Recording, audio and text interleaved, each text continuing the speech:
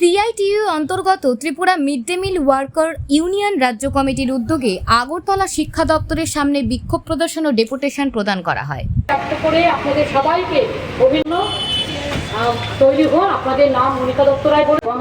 মনিকা দত্ত রায়। এখানে যে কাজ থেকে আপনারা দয়া করে পত্রিকা দেখে নেবেন।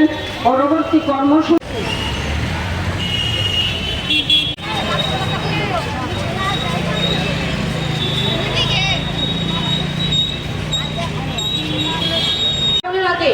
একটা অন্তর্বর্তীকালীন বাজেট দেওয়া হয়েছিল, সেখানে কোনো টাকা বরাদ্দ করা হয়নি প্রকল্প কর্মীদের।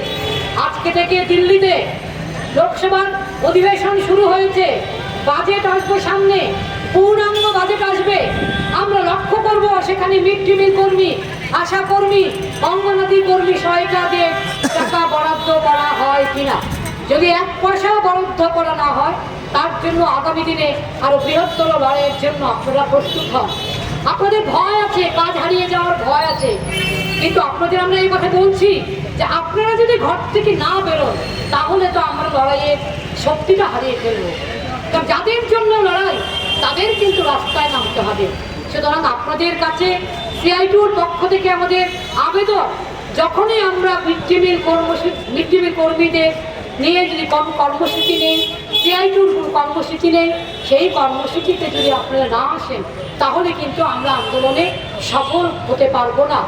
লড়াইয়ের জায়গাটা হচ্ছে, মূল জায়গাটা হচ্ছে শ্রমজীবী মানুষকে রাস্তায় নামাতে হবে। এটা যদি আমরা করতে পারি, তাহলে আগামী দিনে ত্রিপুরাতে আমরা বৃহত্তর আন্দোলন গড়ে তুলব, যার মধ্য দিয়ে আমরা সমস্ত প্রকল্প কর্মীদের পাশে দাঁড়াতে পারি। এই কথা মনে রেখে আপনারা আজকে বাড়ি ফিরে যাবেন। যে সমস্ত মিড ডে মিল কর্মীরা আজকে আসতে চায়নি, তাদের সঙ্গে আপনারা যোগাযোগ করবেন, ফোনের মাধ্যমে তাদেরকে জানাবেন যে আমরা গেছি, আগামী দিনে কিন্তু তোমাদেরও ঘর থেকে বেরোতে হবে, না হলে কিন্তু আরো বিরাট আক্রমণ আমাদের এই শ্রমজীবী নারীদের উপর নেমে আসবে।